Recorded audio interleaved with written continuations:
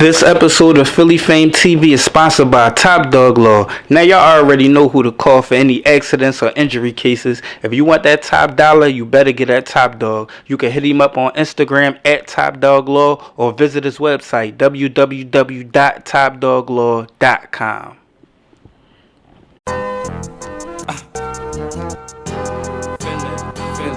Philly Fame.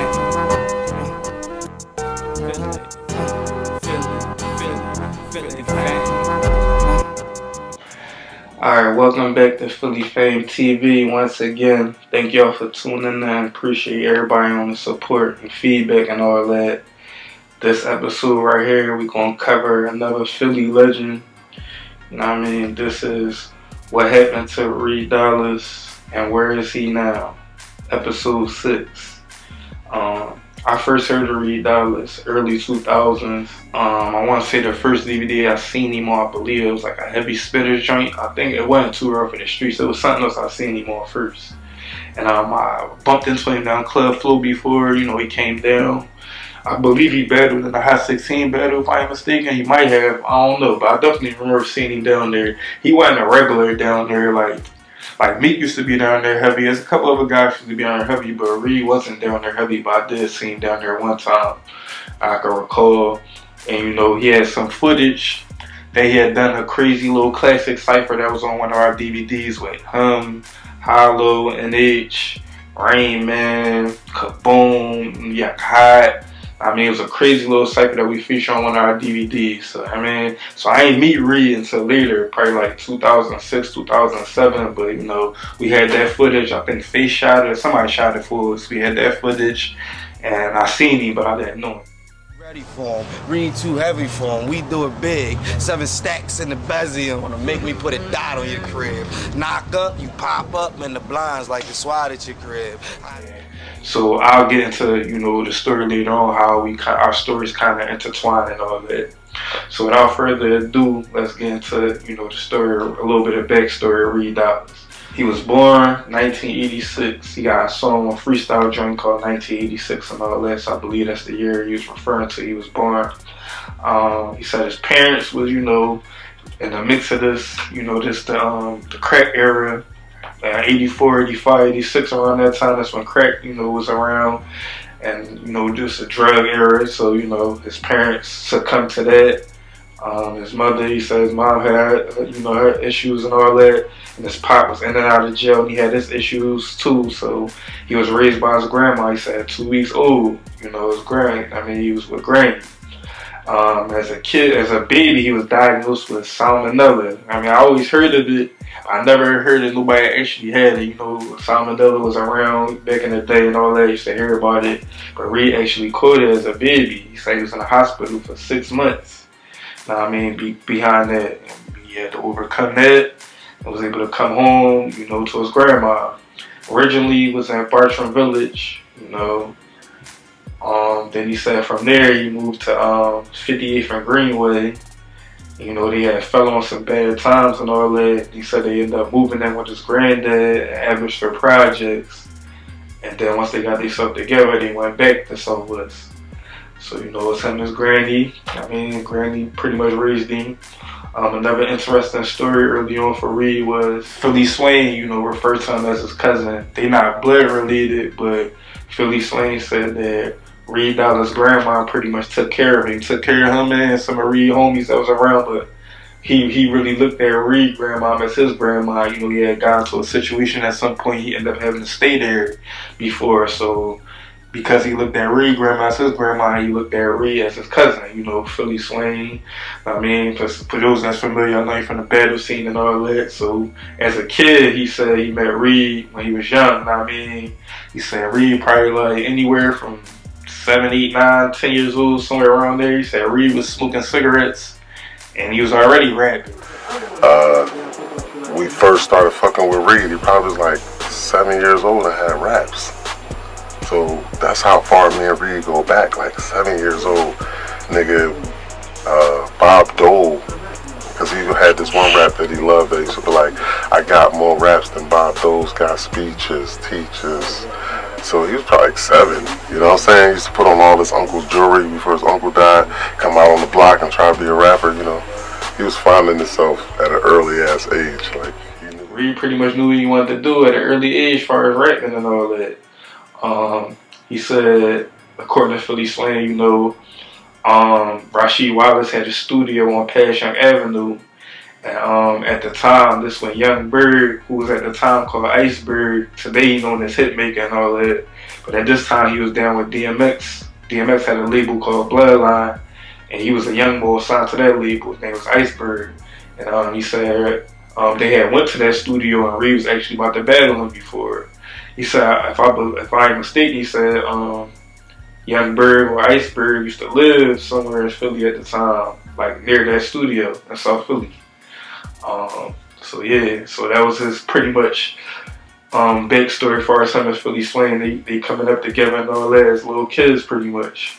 Now let's get to the Takedown Records situation. Before you know, the Too Raw for the Streets battle run and all of that, he was actually down with Takedown Records.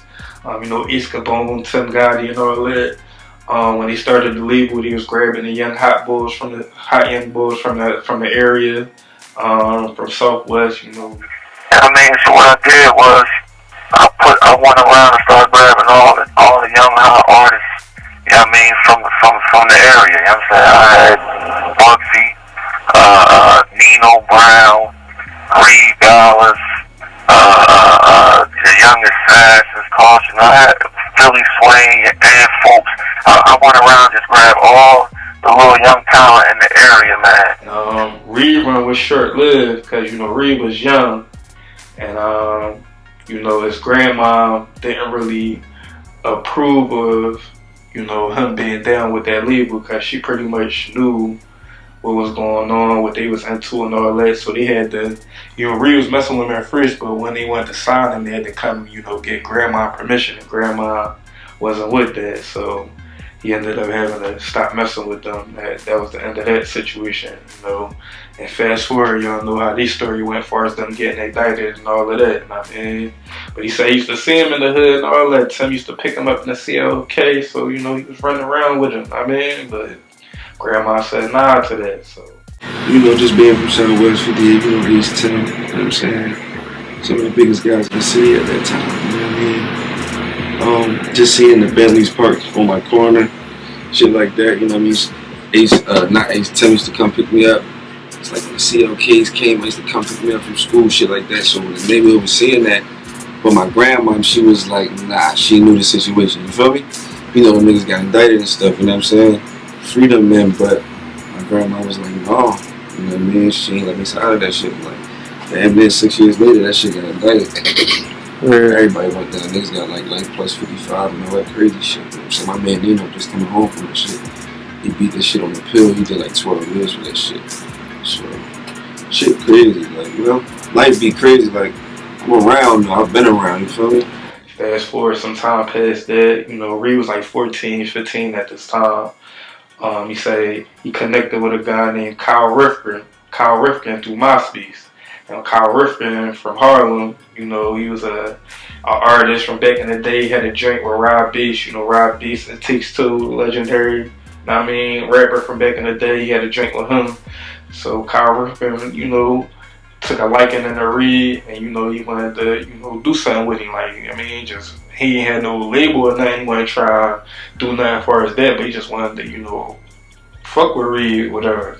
So he had to come down, ask for Grandy permission. I mean, Grandy said it was cool, so he started taking Reed around, taking him through Harlem, you know, the Bronx and all that, all through New York, and just battling people. I mean, getting his name out there. I mean, battle different people, rap for different people and all that. He even slid up on Joel Santana had a store in Harlem, some type of store, a print store, something like that. And he had slid up. Kyle Rifkin took him up there and actually tried to have him battle Uncasa. I mean, the battle didn't go through and all that, but, you know, he definitely was trying to set that up. He had Reed meet Rob Beast and all that. I mean, he said he even met the guy Arsonist who was Dipset producer, you know, Heat Makers and all that. You know, and they probably knew he did a lot of drinks for them. I mean, he said while he was running around, that's how he ended up crossing paths with T-Rex, and they had a little like battle type cipher situation, you know what I mean, where they, you know, was going in and out back and forth for a period of time in the studio in the Bronx. Fred the Godson was there, I mean, a couple other people was there too. Like, I mean, all of this stuff that he was talking about, you know, when he was doing the face-off, when he was about to battle Murder Mook, and he was going back and forth, and he's basically telling Mook, like, yeah, I was running around New York and all of that, and Mook was basically telling him he was lying, he was frauding. And Kyle Rifkin, after he put a little video out and put the information out there, basically co-signing what Reed was saying and letting Mook and everybody know that he was taking Reed around during this time, and Reed was battling and, you know, ciphering with different people early on before he was real known and got on tour off of the streets and all that. I seen the footage with Mook and Reed Dollaz that were going through a conversational piece regarding Mook saying Reed wasn't around. I can clarify that for you. Basically, I was living in Harlem. I was living on 151st in Amsterdam, and I also lived on 141st and 8th. At those times, me and Reed would come. He would come through. I would bring him to Harlem. We'd go through the Bronx. We would be on Fordham Road, East Tremont. We would be Gun Hill Road, Boston Road, Pelham Parkway. You name it. We've been in Queens. And he generally would come out to Harlem because when I lived on 51st, he came up there. I got him to try and, I introduced him to Joel Santana. I wanted him to battle somebody from the Dipset. I basically was like telling Joel's, Reed will beat anybody you got in Dipset. He will beat anybody. And at the time, Joel's was doing real good. Really, really moving numbers and everything. And I was like, look, I can't match the money you got, fam, so this is what I'll do. And Smack was there. And I said, listen, if you want to bet that Reed Dollaz could beat anybody you put up against him, if Reed loses, I will wash your car on the Smack DVD with fucking sponge out of a bucket, nigga, with soap. I said, you know, I'll do that right on Smack DVD and confess that I lost the battle. I'll humiliate myself because I knew Reed could bust anybody's ass. And Uncasa was the one there at the time, and I said, let Reed battle him. He'll kill him easy. And Jewels was like, nah, I know who Reed Dollaz is. I'm not letting him do this. We're not letting him battle none of us. And so he declined on the battle. That's the truth about that. So so we'll get into that battle, talk about the battle with Murder Mook a little bit later. So some time passed, you know, Reed had ended up getting into a little situation, got into some trouble. And he ended up getting sent to placement called Summit Academy out Herman, PA. You know, a little institution for at-risk youth and all that. Look, similar to like a Glen Mills type joint. He had went there for he said he was in there for 12 months. And while he was in there, that's when he started writing crazy. You know, start owning his pen and all of that. Like, he was rapping as a kid, but he wasn't all the way taking it serious. He wasn't all the way, but this way he really loaded up on his raps, loaded up on his verses. He said he was battling people in there, ciphering, so he was the man in that joint. And one of his close friends that he's still cool with to this day said, Outlaw, when he was in there, Outlaw was basically telling him and a couple other guys, telling him, like, yo, when you come home, you better turn it up, you better start killing it, So he said, you know, when he came home after the 12 months, he was 17 years old at the time. That's what he did. He was locked and loaded, ready to turn up. So he ran into Big Star, having one of his homies, you know, pointed out Big Star. He say he ran down on Big Star, just gave him a clip. You know, he was locked and loaded, fresh out. So he said he had all the raps. He had nothing but verses, so he was ready for it. So he gave Star everything, and Star was feeling him. And Star actually was in the process of doing the tour for the Streets battle tour. So he was like, he wanted to take Reed on the tour. But, you know, Star had to go ask Granny permission. You know, that was the protocol. And Granny said, yeah, gave him permission to go. So that's how that legend began as far as that legendary battle tour for Reed. You know, they went to Harrisburg and he went to New York. Crazy little battle run. Now this how legendary it get for Reed. YouTube came out in 2005.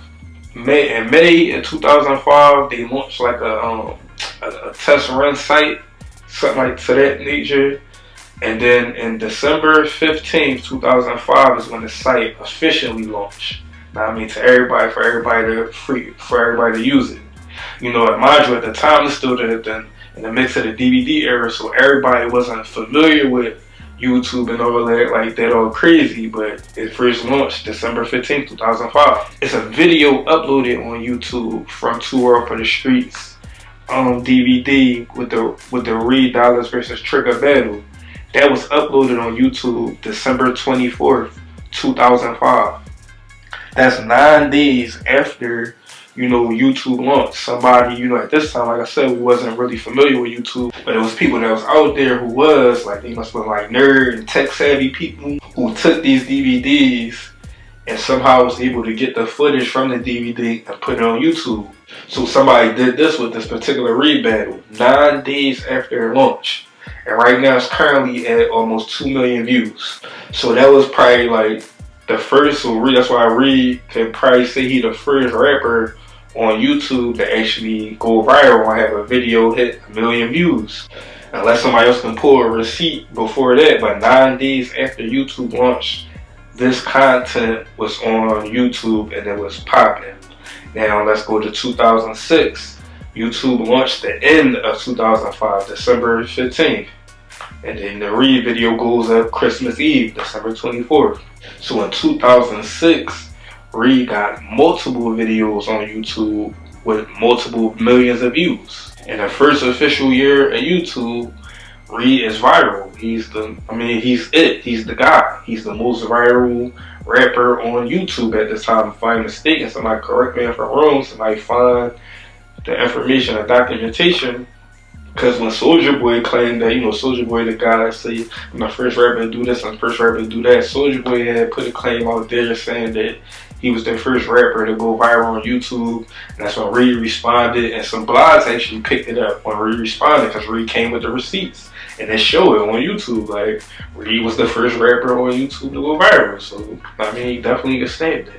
For sure. So not probably, I know I said probably earlier, I'm stamped that saying he was the first rapper on YouTube to go viral. Reed Dollaz, legendary, real rap.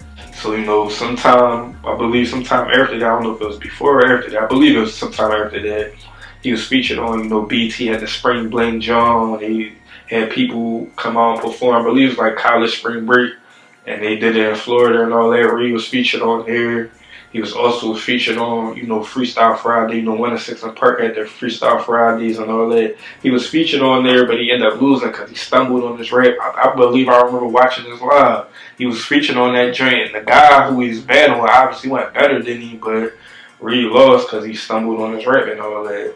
But, to touch back the briefly on Philly Swaying briefly, fast forward some time, he ended up being featured on there and he ended up being a champion on there. He won a couple of joints. I believe he's a champion for a little minute on that joint. That how he turned that into, his battle career, started battling on Grind Time and all them other platforms. So, that's just how Philly Swaying story back intertwined and all that. So back to Reed. So sometime after, the Spring Bling and Freestyle Friday and all that, let's get into how, Top Klass and the Touch Money situation came together from Reed perspective. He said Eddie Marsh was on, 62nd Street, and at the time Reed said he was running around on 66th Street heavy, so, I guess that's how he connected with Eddie, bumped into him, whatever. Rain Man was living in South Philly at the time, but he said his ex-wife was living in Southwest Philly, so he would bump into Rain Man like that. And you already knew who Rain Man was because Rain Man was on, the MTV, he was the MTV Battle Champ and all of that. So that was a big thing at the time because I definitely remember watching that when that came out. So a lot of people who was rapping in the rap knew who Rain Man was at the time. That was natural. Shout out to Reed. I known Reed since Reed was probably 13, like just being in the hood. Reed's story was legendary. Like before I even knew who Reed was, I would hear Reed Dollaz running around battling everybody. I was like, yo, who is Reed Dollaz? And I finally met him, and Reed back then, literally 13, 14. So when I tell you, like, he was a little guy, man, little cat. But he was snapping, and I was like, yo, I'm gonna keep Shorty next to me because he had problems. So I started rocking with Reed. We would be together every day. He would come down South Philly where I was living at, and our relationship just stayed that way for years. And so that's how him and Rain connected. Then he said Frankie actually moved up Southwest So that's how, all of him he connected with Frankie, being up there. So he said all of them kind of, start moving together pretty much. And they linked with OG, and then that's pretty much how Top Class was born. Yes, and along the way, we met Frankie with the Grippers, we met Eddie Morris, and just naturally by us hanging around each other, Reed had stumbled on the Top Class situation first. Him and OG was cool, so he was like, yo, y'all need to come down to Top Class and fuck with OG, like his shit official. So we was like, all right, we're gonna go down there and check him out. First night we went down there, we did one of them DVDs and we burnt that joint down. And when they put our names up on the screen, they put it up like Rain Man, Reed Dollaz, Eddie Morris, Top Class. And that's kind of the moment it was born, just like that. Like, we ain't playing it, it just happened. And everything else happened after that. OG kind of ran into Touch Money, and that shit kind of formed by them just being at the studio. Like, none of this shit was planned. We ain't never say we gonna have the best rappers in Philly. We didn't pick the sections nobody was from. That's just how it happened. Now, Touch Money situation comes, after Reed battle with Boom. Reed said, OG Paco, it's on the strength of him. I heard Paco name come up in a couple of these different battles from this era. Like, he was from like South Philly, Southwest. He's like back and forth through there. He had connections with, a bunch of the young rappers, all the young boys at the time, and he would get them to battle each other. Pipe it up and spice up little battles between a lot of them. So I heard Paco name from like Cree and a bunch of other guys that I interviewed before when they was talking about battles. So Paco was good with Kaboom and good with Reed, so he kind of got at Reed basically like, you ain't messing with Boom or you should battle Boom or something like that. That was my old head Paco and shit. Paco was like, he from South Philly, you know what I mean? But he like always been in Southwest, like he a South Philly, Southwest nigga. And he was like one of the big OGs in the hood, you know what I mean? He used to have everybody battle rapping, like always an instigating ass nigga. Oh, I got 3 puppies. I got 3 pups in a kennel that'll bite you. And I went to this nigga crib. I start running through shit. Like, and back in them days, like we was running through shit. Like I was running through shit. So that's how that came about. Paco, man. So, at this era, this time when somebody was hot and they heard somebody else was hot, they wanted to battle them to prove that they was hotter, who was hotter. So Reed heard about Boom. I'm pretty sure Boom heard about Reed too, but Reed went to go see Boom, slid up on him at the hut. I mean, they had a legendary battle. This joint was crazy. It was a dog fight. It was a dog fight. Then Boom started freestyling. Then Reed had the Garnett joint. I got my wolves on your head like Garnett, bang, some shit like that. That was a classic joint. But that built a relationship with us. And when we end up coming back to the studio to record, the relationship was already there. So it was already like a brotherhood. And I don't think OG knew that we had a prior relationship with Reed. So I don't know if he knew. We never really talked about that. So that just made it all more comfortable when we was down there. So that was it. That was the start of, the start of the movement right there. Like, damn, this nigga think he hot, so I'm about to battle him. That was the only reason for Reed to battle me. There was no animosity, no nothing. We never even knew each other before that day. None of that. Like, I just happened to see him on DVDs, and he probably seen me on barely, because there wasn't that many DVDs out when Philly vs. Harrisburg came out. Like, how it exploded after that. So he had to see me on the most low budgetest DVD or just to hear word of mouth or whatever, because Reed wouldn't have just battled any old body. You know what I'm saying? He battled me. We went like 20 rounds. We really went like 20 rounds. Like, yo, he was fucking it up. He was snapping, I ain't gonna lie, but I had some shit. Reed said the battle went for a minute, like he was in there going for a minute, but only a small little portion of it, was on YouTube.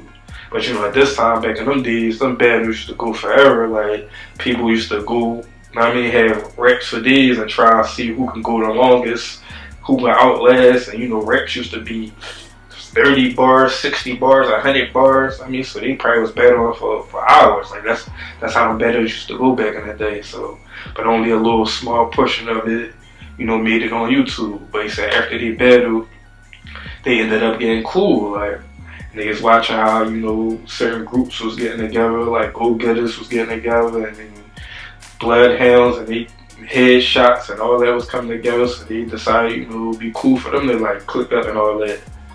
And let's get to another legendary moment in Reed's story, the Chic Raw situation. Because at this time, Chic Raw was the guy. Early 2 Raw for the Streets joint that was popping with Chic Raw and vodka and all. Like Reed wasn't on them joints. I mean, so Meek wasn't on them joints. Like Head wasn't on them joints. This was Chic Raw and vodka wave, like Cree Fortune. I mean, us, all them type people, but definitely Cheek, like, cause Cheek, he had a legendary freestyle on that joint, that everybody quoted, still quote to this day, so.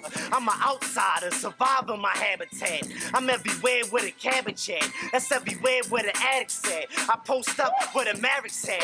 And that thing on my waistline. That flame niggas like LeBron on the baseline. So, Reed basically was looking at that, like, he wanted that spot, like, Cheek had that light.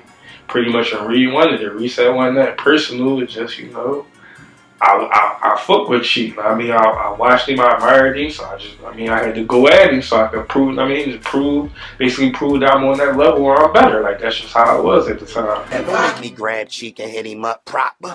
Semi-auto choppers, kidnap vodka. This is my 8th year, I'm going for the Oscar. Treat him like Oscar with blows like Hopkins. We was just on go, to sum it all up, you know what I'm saying?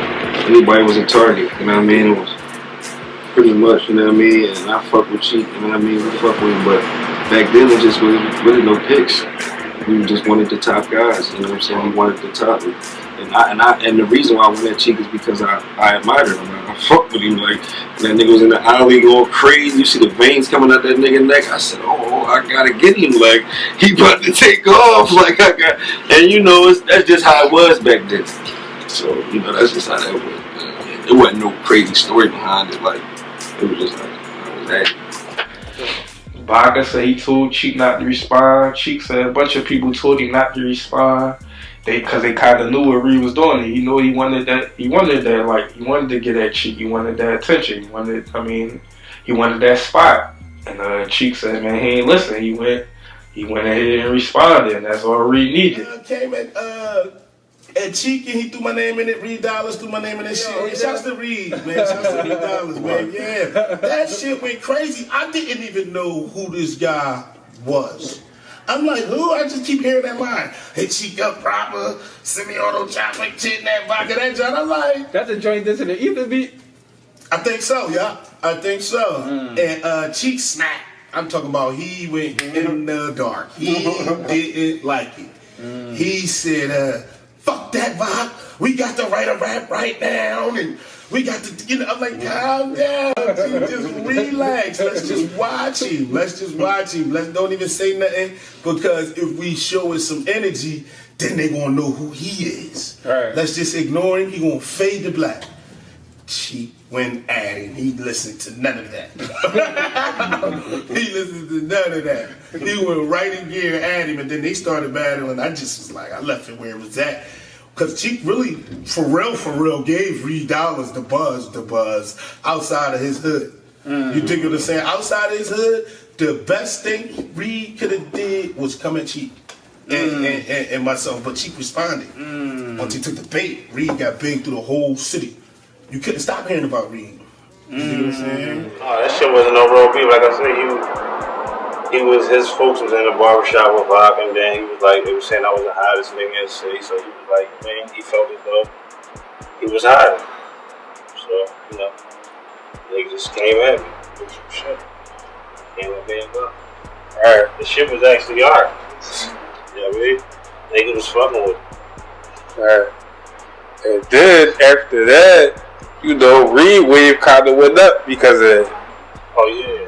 That's why his body was like, yo, bro, don't come out on low, bro. I was like, man, fuck that. That nigga out of pocket. He talking crazy. You feel me? I'm like, don't come back this nigga, bro.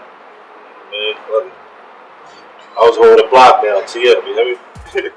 I mean, Reed went up from there with that. I mean, cause that was a big, you know, the battles and the competition, the beef that drew a lot of attention. Like, I mean, like, still to this day, when people battle and the beef and it draw attention. Like, so at that time, that's just what it was. So that was the talk of the city. I mean, Reed had, you know, the mixtape he had, I mean, the AEP drink, I mean, like, Enemy of the State drink was doing this thing, like, so he was going at him, like. So, fast forward a little bit, the battle with headshots come along. It's like 05. I mean, you know, it was documented on a drama DVD, how according to Meek and Reed, how these sides of the story go as far as how it started. Reed basically said in 05, you know, just when the Untitled Chapter joint was popping, he said Meek had chirped him. And I mean, basically like, yo, it's Reed Dollaz. I mean, it's Reed Dollaz, right? It's Meek Mill trying to battle you on that type time. You know, Reed said he basically went and really trying to battle. He responded however he responded. I mean, as far as that, but he wasn't really trying to battle. So, you know, Meek pretty much started going at him, like. You know it, you a certified dummy, you dead broke, and no one nigga 3,500, you in trouble. If that was me, you would've paid double. But taking too long, motherfucker, I'm buzzing. He went at him, and then the similar situation like how Chic was, like Meek knew at the time Reed was the guy. He was the guy to go at. Same thing how when Reed went at Chic, now Reed's the guy, and Meek going at Reed. Like, I don't know where Meek Mills came from. All I know is when I had my chirp, it came up on my chirp. You know, like when you got a chirp, if it ain't stored in, just numbers come up. You can see it? This Reed Dollaz right here. So I'm like, yo, what's good? He like, who this? He like, it's Meek Mills. I'm like, who you? He like, nothing, you Reed, right? I'm like, hey, like, well, you know, so I'm just trying to battle. I'm like, what are you talking about? I start snapping, like, what are you talking about, dog? You want to battle? He like, no, it's for the sport. It's for the sport. You know what I'm saying? I don't chirp this nigga. This nigga called my phone early in the morning. Same situation. Reed said people was telling him not to respond, like, to ignore it and all of that. And, you know, but he decided to respond. He ignored them. The same way Chic ignored his homies, Reed ignored his homies and went at Meek. Reed came at Chico. Chic, they doing that thing. Reed got a name off that. That's how he was able to even get the shot at Harrisburg and shit like that. So he come at Chico. So this is Reed is trying to, because Chic had the top spot. So now Reed's trying to take the top spot. But then Meek see an opportunity. Meek like, yo, I'm hotter than both these niggas. So Meek come at Reed. Bam. So then Reed like, fuck it. I'm gonna drop a joint dissing him and Chic. Since they try to bomb, I'm gonna try to capitalize and drop a CD. So he dropped Addressing All Problems. And that was a monumental moment for me, because that was the boost that he needed, because Reed was the guy at the time. So once he got into a Reed and it became a back and forth, similar to with the Reed and Chic situation, and drew attention, people paid attention, and that made Meek go all the way up from there. Like, I mean, because that was the battle a lot of people was talking about. So they was going back and forth. I mean, at that time, so Reed into it with Meek and Chic at the same time. I mean, and then eventually, you know, he said he went at Had, because Had was in the middle of it, instigating and all of that. And Had, that's what pretty much Had went there. According to Had, that's what he was trying to do. He was trying to get in it. He seen what was going on. He seen the attention. He seen the light and the energy and, you know, what it was creating, and he wanted to be a part of it. So I lined him up. Listen, bro, I lined him up. This is my main thing. I lined him up. My main thing was, at the end of the day, I just knew I was hot, and I knew for a fact, once nigga got a load of this, they was gonna know what the fuck was going on. Like, they was gonna know that I was here to stay, and I was gonna hold down the north side. Like, I ain't had nothing against none of them. Like Frankie, Reed, none of them. He went at me first. That's my main thing. Make you go at me first. So I did it. So I knew for a fact. I said, he be with Reed. He gonna either bite or Reed gonna bite. They gonna say something. So Jones, my fat young boy, you know, Reed tried to go at him. I don't like who the fuck pipe. Look like a fat ass turkey, I want to slice you. Nobody likes you, you make me want to fight you. Look like a fat ass turkey, I want to slice you. I don't even know the reason that Eddie fight you. Just another one of my kids, I say goodnight to. When he say that, I say, don't worry about it. He think it's a game. He talking shit.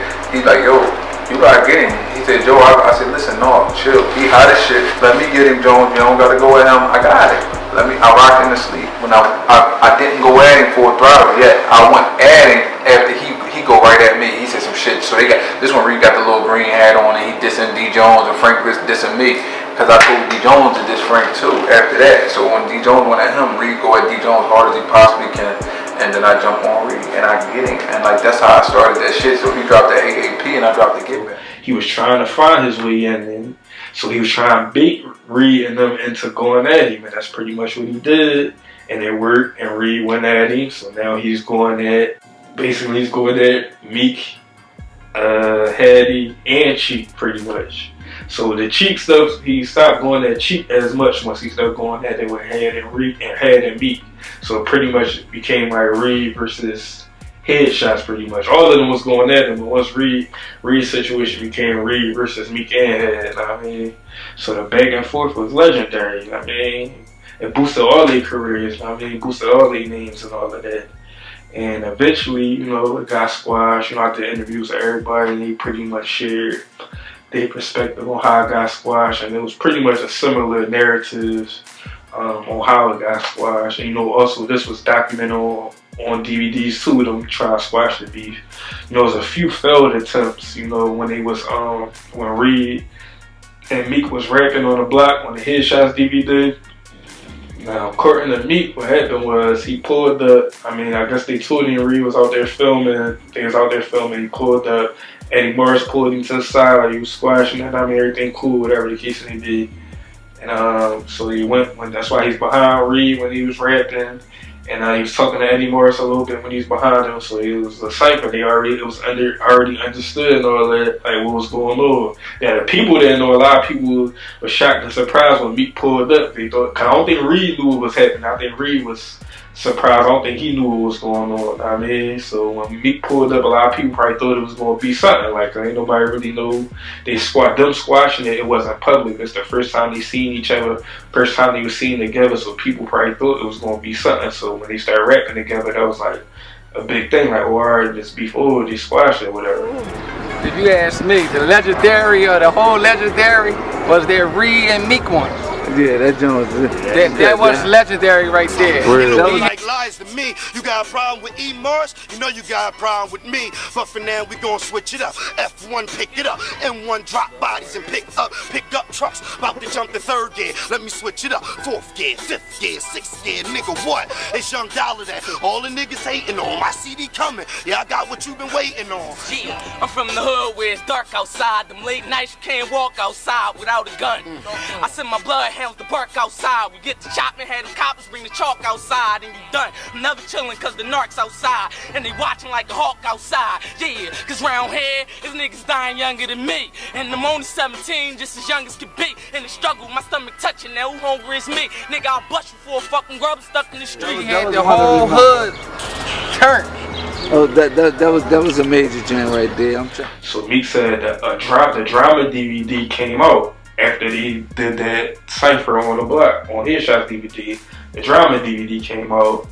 He said he saw Reed and his folks on there talking crazy. So he said even though they supposed to have squashed it because the DVD came out afterwards, and he's seeing like what they said, because you know back then stuff ain't come out in real time. You would film content for a DVD and then it would come out like months later. I mean, like, that's just how it worked back then. It wasn't like today where you would just upload something on YouTube right away.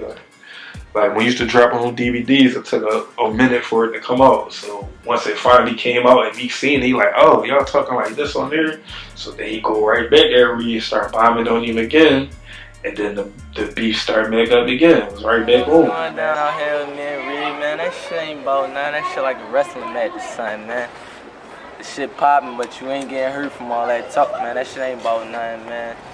Shit all game, man. When you see Reed Dollaz ask himself that shit, he gonna tell you the truth, man. All them little DVDs that be coming out, man, that shit ain't about nothing, man. Niggas really know how I do out here, man. Anybody that knew me know I run around with real niggas all day, like real type of niggas that do something to you, hurt you with something, man. That rap really, shit ain't about nothing for real, man. It's all spin. That shit getting my name out here, getting his name out here. I'm saying, you gonna see us on shit in the future, though. That shit, when y'all met up down my end and shit, like, yeah, when y'all met on 2-4 and R. Yeah, that was the first time I seen him since that battle and shit. Out of the car, Eddie pulled me to the side, like I'm saying. We gonna squash that thing. I already talked to Bob about it, whatever. So it was squashed from there on out. Then that DVD come back out, that drama shit come out piping it all up again. He on there talking a whole lot of shit. His man and them on there rapping all crazy, so you know I had to come back with some more shit. Meek Mill, you know how I do. That shit ain't really about nothing though. So then they tried to squash it again. This one they documented it on the Enemy of the State DVD. Headshots went to Top Klass Studio. I mean, that's where you see Meek and all of them in there in the studio. And Frankie and Joey went into a room because their situation was getting a little too extra as far as everybody was concerned, and they needed to like squash that. So them two went in a room. It got a little heated in the room. I mean, he started barking going in there, and then so that was the end of them trying to squash it. So that didn't work out for us. Them they said on DVD they gonna come back and try it another time. Like that day didn't work. So we down Southwest. Like, you feel what I'm saying? Bartram High School. And Bartram. I mean, pretty much what went on in that room, man. That night it was crazy. Like just like the second time, like niggas come to amends, like as grown men to squash it. Yeah, I mean, on that tip, like, and them niggas come down there and Frank, my nigga Frank, man, shout out to Frankie with the grippers, like my nigga hothead, like he's straight from the dead, and you know what I'm saying, all that shit that he be rapping about, he really with it, you know what I'm saying? So, but anyway, make a long story short, like Frank a hothead, man. So Joey came down there to squash it, as you can see, you know what I'm saying? Everybody was stuck. Bob like, I'm gonna call you. He leaving out. He on the phone like, I'm gonna call you. Like Eddie like, what's going on? Why y'all leaving? It's because they stepped in the other room to talk like men. Because we said, I want y'all two just go in the other room instead of it being so deep. You know what I mean? Yeah. We'll talk about it like men. And Frank got hot in that room. You know what I'm saying? That's pretty much what went down. If everybody was stuck like, well, what was that about? What happened? Yeah. Frank got hot-headed in the room and Frank snapped on him. Yeah, you know what I mean? Like, well, nigga, why is you in the street saying my fucking name? And yeah. You know what I mean? Yeah.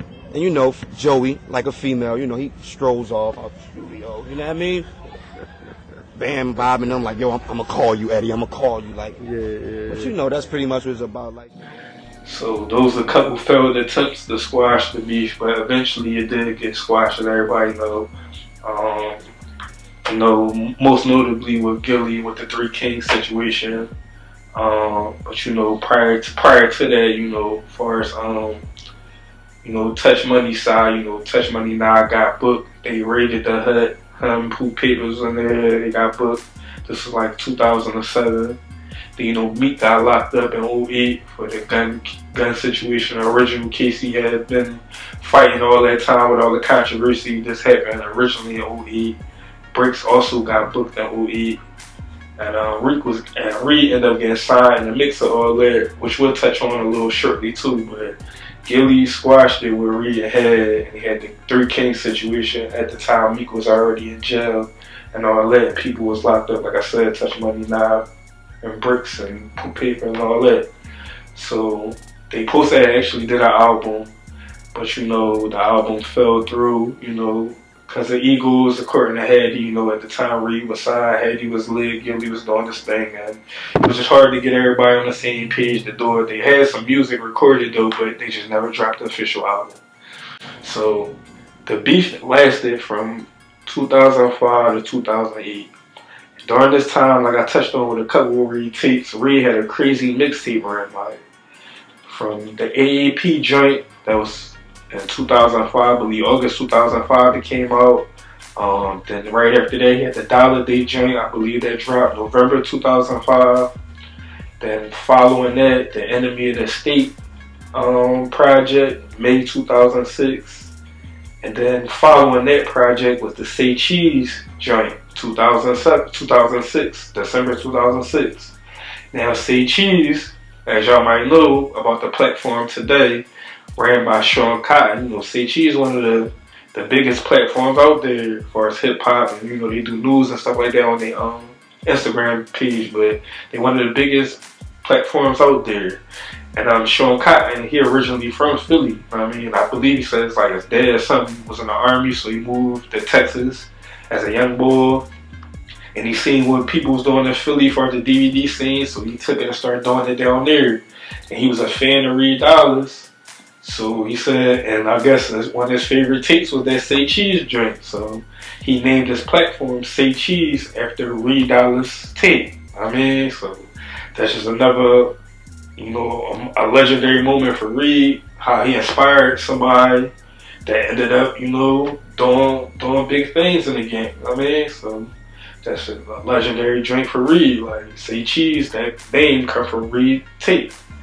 So, you know, I already mentioned, I touched on a little bit earlier, the Enemy of the State DVD, legendary. That was, you know, in the mix of them documenting the whole situation with headshots. You know, Top Class, Touch Money versus Headshots. A lot of that was documented on the Enemy of the State DVD, which was named after, you know, Reed tape, Enemy of the State. Yeah, so I touched on how, you know, Touch Money Nah and Poop Papers and them got booked when the hut got raided. Bricks and Meek getting locked up and all that. So, you know, that was like the beginning of Touch Money, Top Class starting to die down, because the hut, you know, was the spot, you know, where everybody would come to. That was the meeting ground. That was everything. You know, now was the guy who ran it. That was his spot. So once he went down and the hut was no more, you know, that was the beginning of the Touch Money, Top Class situation started, you know, to die down. They have a meeting place for all them to be together, so, you know, the camaraderie wasn't there like how it was. Everybody still was cool and all that, just was more separated and stuff. So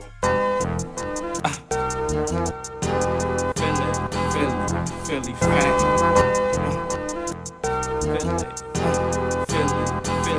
Philly fan.